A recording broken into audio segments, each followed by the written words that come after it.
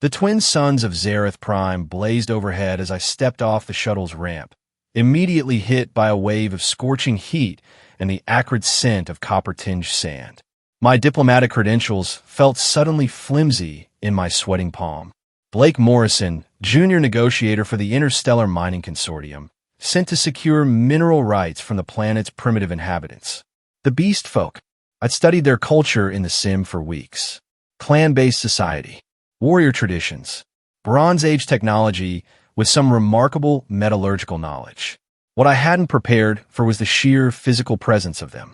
The first beast folk I encountered stood at least 7 feet tall, his fur a mottled brown and white, powerful muscles rippling beneath.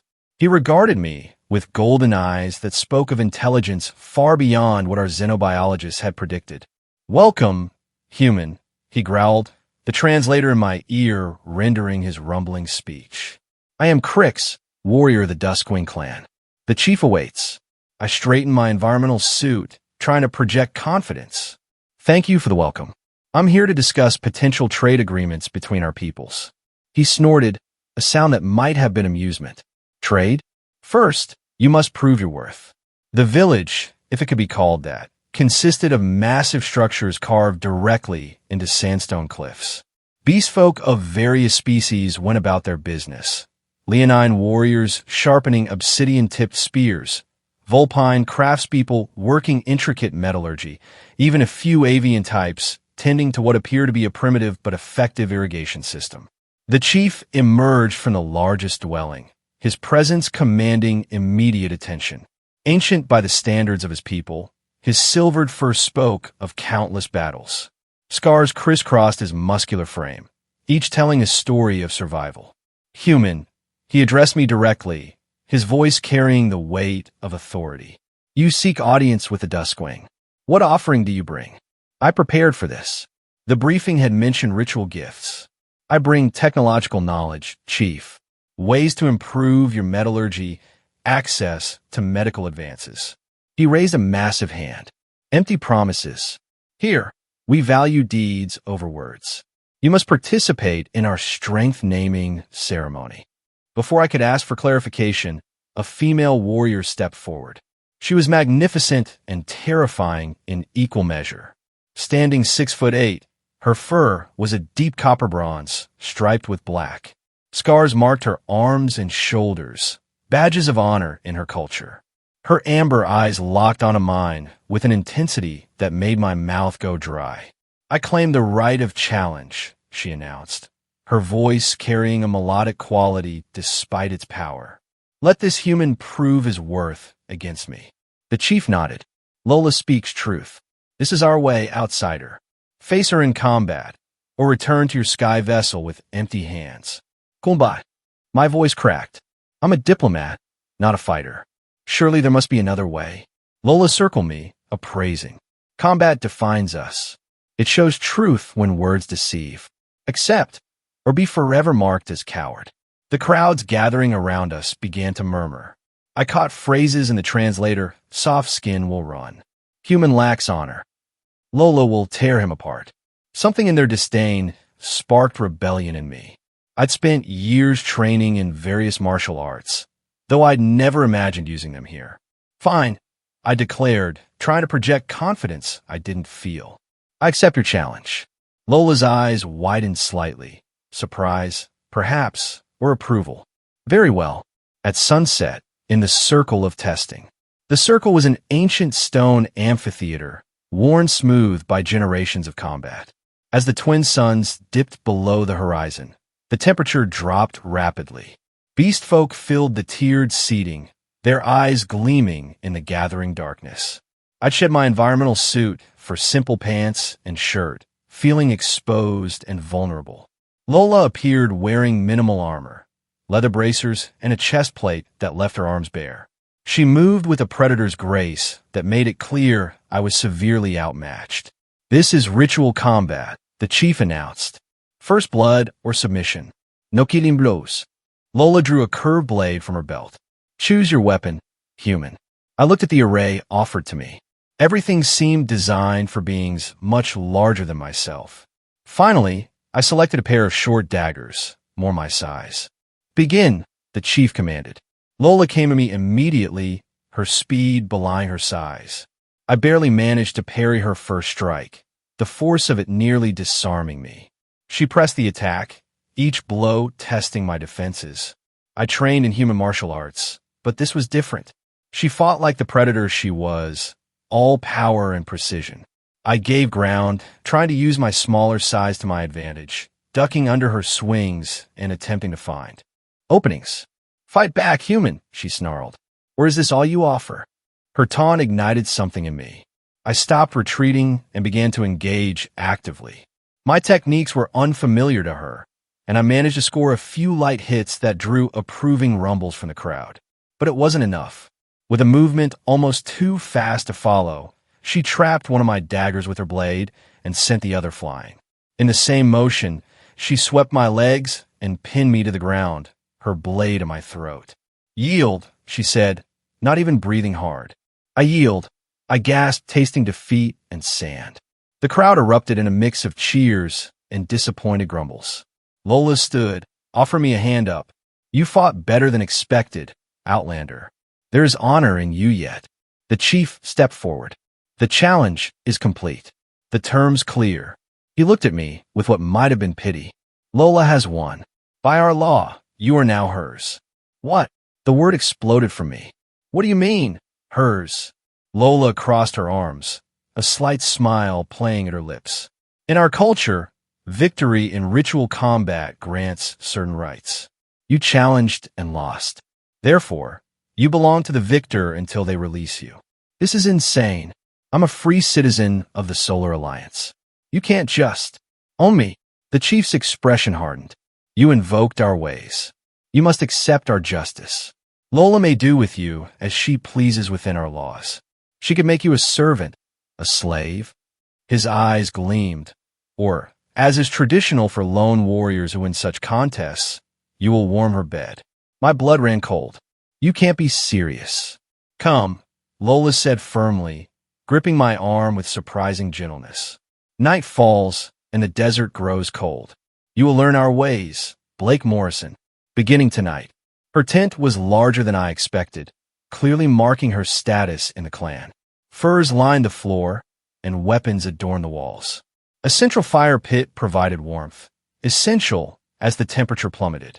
"Sit," she commanded, gesturing to a pile of furs. "Remove your clothing." "I will not," she sighed. "The desert night can freeze a man to death. Unless you wish to die, you will share warmth. This is not about—" She paused, searching for words. "Mating. This is survival." Embarrassed, but recognizing the truth in her words, I complied partially, keeping my undergarments on. She did the same, settling beside me under heavy furs. Her warm fur pressed against my skin, and despite my mortification, I had to admit it was effective against the biting cold. "Why did you really accept the challenge?" she asked, breaking the awkward silence. I didn't know what I was accepting. Your chief turned a diplomatic mission into this. You could have refused, could have run back to your machine that flies. I considered this. I couldn't. Not with everyone watching. Not with you calling me a coward. She was quiet for a moment. Pride brought you to defeat, but also to honor. Perhaps there is more to you than soft skin and weak words. Thanks, I think. A laugh rumbled through her chest. Rest, Blake Morrison. Tomorrow, you learn what it truly means to be of the Duskwing. The next morning, I awoke stiff and sore. Lola was already up, preparing what looked like dried meat and a thick, grain-based porridge. "Eat," she commanded, thrusting a bowl at me. "Training begins now." Training for what? For survival. If you are mine, you must not shame me by dying because you cannot fend for yourself. And so began my education in beast folk life. Lola was a demanding teacher. I learned to hunt using primitive weapons, to read the constantly shifting sands for signs of danger or resources, to craft basic tools from available materials. Most challenging was navigating the social structure. Other warriors, particularly Rek, a massive bear-like beast man, made no secret of their disdain for my presence. "Human pet," he sneered during one of our training sessions. "When will you tire of playing with your toy, Lola? When will you tire of losing to me in combat? Rek?" she retorted, not looking up from where she was teaching me to nap obsidian blades. His growl made the fur on my arm stand up, but he left without further comment. He hates me, I observed once he was gone. He doesn't hate you. He hates what you represent. Change, the outside world, threats to our way of life. And what do you think? You won me in combat, but what do you really want from this? Arrangement. She set down her tools and looked at me directly. I wanted to know what manner of being you are, whether your people will be allies or enemies when they come in greater numbers. Her expression softened slightly. And perhaps, to understand you, you are the first outsider I have touched without violence. Days blended into weeks. I grew stronger, more capable. Lola and I developed an unlikely partnership. She taught me their fighting techniques. I shared knowledge of human tactics and technology that could be adapted to their current capabilities. One evening, while sharpening weapons by firelight, I asked, Lola, how did you get all these scars? She glanced up, surprised. You wish to know my battles? If you're willing to share. She set down her blade and began to speak of her life. Battles fought to defend the clan, raids on rival tribes, the time she faced down a sandworm to save a group of young hunters. Each scar had a story, a memory, a lesson learned. And this one, I pointed to a particularly vicious mark across her shoulder. A raid on our caravan, bandits from the dead wastes. I was barely more than a cub, but I fought to protect our supplies. She looked at me thoughtfully. Would you fight for something not your own? For people who started as strangers? I think I might, if it were the right thing to do. She seemed to file this away in her mind. 3 months after my arrival, tensions in the village began to rise. Scout reports spoke of increased activity from the sky, more ships arriving, landing in territories belonging to other clans. The chief called a council. I was permitted to attend as Lola's property, though I was slowly gaining respect for my efforts to adapt and contribute. The Sky People grow bold, reported a scout. They offer advanced weapons to the Bloodsen clan in exchange for mining rights. If they arm our enemies, rumbled an elder, we face destruction. All eyes turned to me. I felt the weight of their expectation and suspicion. Blake, the chief, spoke formally. You have lived among us, learned our ways. Now we require your counsel. What are your people's true intentions? I took a deep breath. The consortium wants resources. They'll trade technology for mining rights, but they'll also use force if necessary. If they're dealing with your enemies. I met the chief's gaze. They're establishing leverage against you. Then we must act, Lola said firmly. We cannot allow them to turn our own world against us. The chief nodded slowly. Speak plainly, human. Can we trust you?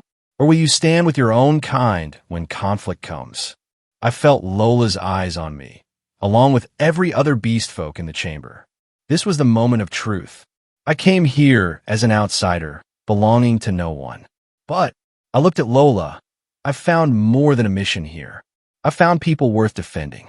If it comes to conflict, I'll stand with the Duskwing. A ripple of surprise went through the gathering. Lola's expression was unreadable, but something had changed in her eyes. Then we prepare, the chief declared. And perhaps we test this human's resolve. The test came sooner than expected. A consortium delegation arrived with armed escorts. Mercenaries, not regular military. They demanded immediate access to survey the mineral deposits in Duskwing territory, threatening economic sanctions if refused. I was positioned as a translator, though my loyalties had clearly shifted. The consortium negotiator, Dr. Hawthorne, couldn't hide his surprise at seeing me dressed in beast folk attire, standing beside Lola. Morrison, what the hell are you doing? Get over here. You're supposed to be facilitating this negotiation, not playing native. I am facilitating, I replied carefully. The Duskwing have concerns about the terms you're offering. They're excessive. Since when do primitives dictate terms to us? One of the mercenaries sneered, hand resting on his energy weapon. The tension was palpable. Lola's hand moved to her blade, while other Duskwing warriors responded in kind to the implied threat. We take nothing excessive, the chief declared. We offer fair trade, nothing more. Dr. Hawthorne's face reddened. Fair trade is what we decide. You should be grateful we're offering anything at all instead of just taking what we want. Try, Lola snarled, stepping forward. Lola, I said quietly, touching her arm. Tdr. Hawthorne, I added. Sir, perhaps we could discuss this more calmly? There's opportunity here for mutual benefit without threats. Don't you dare lecture me, boy. You've clearly been compromised. We'll take this matter up with their reasonable neighbors. He turned to leave, then paused. For what it's worth, Morrison, you're fired. You'll be lucky if we don't charge you with treason when we get back. After they left, the chief turned to me. They will return. With more weapons, more threats. Are you prepared for what comes next? What comes next? Traditional trial by ordeal. You claim to stand with us. Prove it. Complete the Sunstride challenge. Sunstride, I'd heard mention of it, but never clearly understood what it entailed. Lola's expression was grave. It is our most difficult test. A journey across the deep desert to the Sunspire, a sacred rock formation. 3 days and nights without rest, carrying sacred relics. Many warriors have died attempting it. And if I refuse, then you leave, the chief said simply. Return to your people, forget us. We release you from all obligations. I looked at Lola. What do you think I should do? She didn't answer immediately. Instead, she turned to the chief. The human is mine by victory. I claim the right of accompaniment.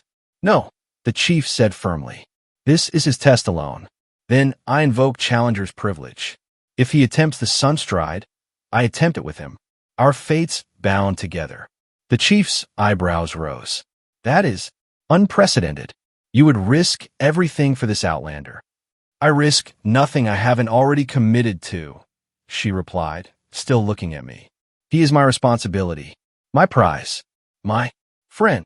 The last word came out almost like a question, as if she were only just discovering its truth. Very well, the chief decreed. If Morrison accepts, you may share his trial. I felt a surge of emotion I couldn't quite name. I accept. The Sunstride began at dawn 2 days later. We carried heavy ceremonial relics, ancient metallurgy tools supposedly imbued with ancestral power. The deep desert was even harsher than the areas I'd grown accustomed to, the sands reflecting heat that seemed to come from every direction. By noon of the first day, my legs burned and my throat felt lined with sandpaper. Lola, despite her physical advantages, also showed strain. Why did you insist on coming? I asked during one of our brief rest stops.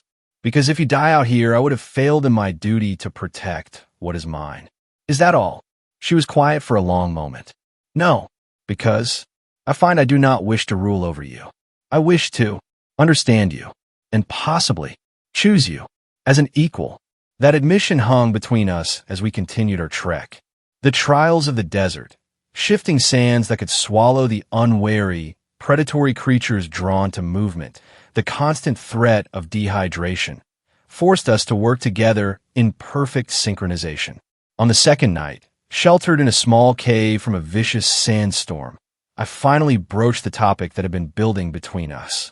What do you want from me, Lola? Really? She looked at her clawed hands, flexing them thoughtfully. Among my people, bonding, true partnership, is chosen, not forced. The old ways, the victory rites, they are tradition, but not binding on the heart. And your heart, she met my eyes, tells me that perhaps the Sky Daughter sent you here not as victim or conqueror, but as possibility. Before I could respond, the sacred relics in our packs began to glow faintly. According to legend, this meant the Sunspire was near. Dawn revealed the truth. The Sunspire stood before us, a massive natural formation of crystallized minerals that caught and refracted the rising sun's light into a dazzling display. We had done it. But as we began our descent back to the village, Lola's sharp ears picked up sounds I couldn't detect. Weapons, she hissed. The mechanical kind, coming from the village. We pressed forward, exhaustion forgotten. As we crested the final dune, the sight below struck us like a physical blow. Consortium forces had surrounded the village. Not just mercenaries this time, but heavy combat vehicles and full military gear. The sound of energy weapons filled the air. They knew, I breathed. They waited until we left. Your people use the time when our strongest defenders are away. Clever. Dishonorable. Lola's voice dripped with disgust. Duskwing warriors fought valiantly, but were outmatched by superior firepower. The chief stood at the center, rallies shouting orders as the defensive lines contracted. We have to help, I said. We are two against an army. No, we're one defender acting with two minds. Listen, your tactics are built around close combat and knowledge of the terrain. Their tactics assume technological superiority against primitive enemies. But what if we combine both? Quickly, I outlined a plan. Using the sacred relics as anchors, we set up a signal system with polished metal and focused light, a way to coordinate attacks without radio communication that could be jammed. Lola's natural abilities combined with my technical knowledge created chaos in the enemy ranks. She slipped through their sensor grids while I exploited weaknesses in their formation, isolated units, vulnerable supply lines, choke points where numbers worked against them. We harried their flanks, drawing fire and attention while the main Duskwing force regrouped and adapted. The battle turned when Lola led a team to capture one of their vehicles, using its own weapons against them. Dr. Hawthorne personally led reinforcements into the fray, shouting orders through an external speaker. Morrison, I see you there, traitor. Surrender now, and maybe you'll live to face a tribunal. Instead of surrender, I directed the captured vehicle's spotlight directly into their optical equipment, followed by a coordinated Duskwing charge. The fighting lasted until sunset. When it ended, the consortium forces retreated, their invasion force decimated by the unexpected resistance. In the quiet aftermath, as wounded were tended and damage assessed, I found myself before the chief once more. You completed the Sunstride, he acknowledged, and returned to defend us against your own kind. By all traditions and rights, you are now truly one of us. Lola stood beside me, singed and battle-worn but alive and strong. The chief is right. You are no longer mine by conquest, but by choice. If you wish it, and if I do, I asked. She stepped closer. In front of the entire clan, she pressed her forehead to mine, a gesture I'd learned signified deep trust and affection. Then you belong here, with me, with us, not as possession, but as partner. The chief's booming laugh interrupted the moment. It seems the battle sister has chosen a battle brother. Who are we to question when the Sky Daughter writes such stories? The celebration that followed was unlike anything I'd experienced. Warriors who had once scorned me now offered drinks and stories. Even Rek, grudgingly, acknowledged my worth. You fight better than you look, human. Perhaps clan is not just blood. As night fell and the twin moons rose, Lola and I retreated to our tent. This time, when we lay together under the firs, it was not out of necessity, but choice. What happens now? I asked, tracing the scars I now knew by heart. Now, we prepare. Your people will return. They are not easily discouraged when they want something. My people, I mused. I'm not sure that's who they are anymore. Then what are you? I considered this.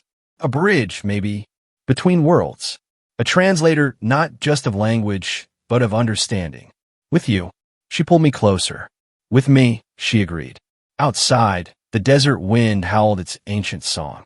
Inside, warmth, both physical and emotional, kept the cold at bay. I'd come to this planet as a negotiator seeking resources. I'd found instead a home, a purpose, and a love I never expected. Months turned to seasons. The consortium made several more attempts to subjugate or negotiate unfavorable deals. Each time, the Duskwing, now allied with several other clans thanks to our diplomatic efforts, presented a united front that forced more equitable terms. I became something unprecedented, a human member of beastfolk society, bridging gaps and translating not just words but cultural concepts. Lola rose in status as well. Her choice to bond with an outsider initially controversial, but ultimately respected when they saw how effectively we could combine different strengths.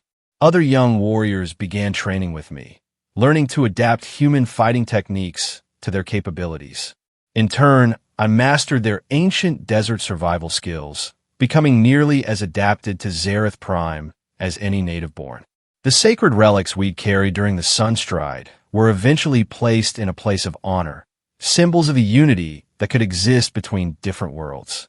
One evening, sitting by our fire pit, Lola played with a new item, a ring crafted by our clan's master smiths, a combination of beastfolk artistry and incorporated human technology, I described. "Marry me," I said suddenly. She looked up, startled. "Humans have bonding ceremonies too?" "Yes. Different from yours, but no less meaningful. I want both, your way and mine, to be bound together by all the traditions we've created between us." Her smile was fierce and tender at once. "Then ask me properly. Blake Morrison, son of the sun, brother to the Duskwing." I slipped the ring onto her clawed finger, marveling at how natural it looked there.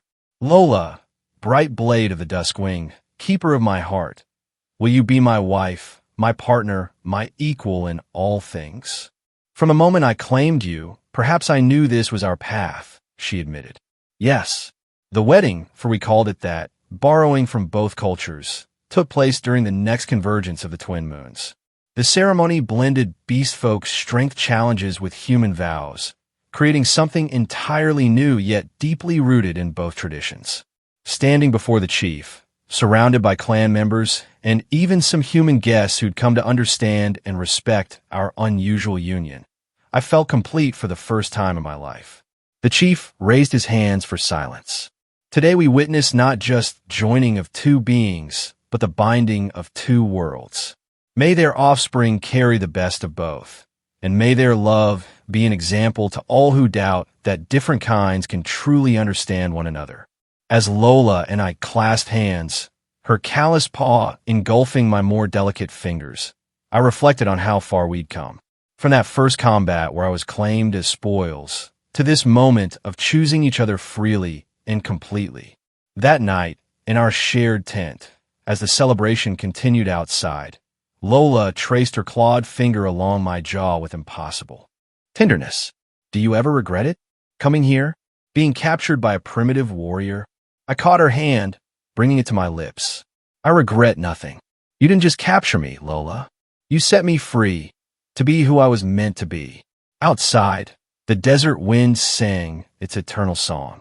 Inside, two hearts beat as one.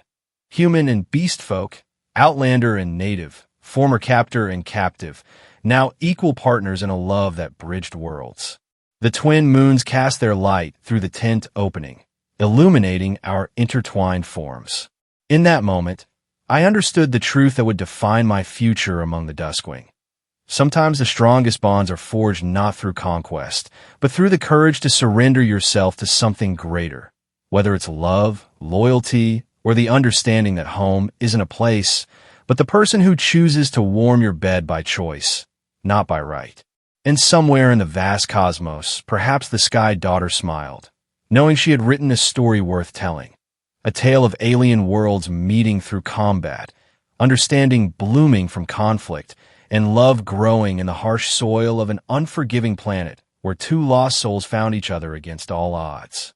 The end.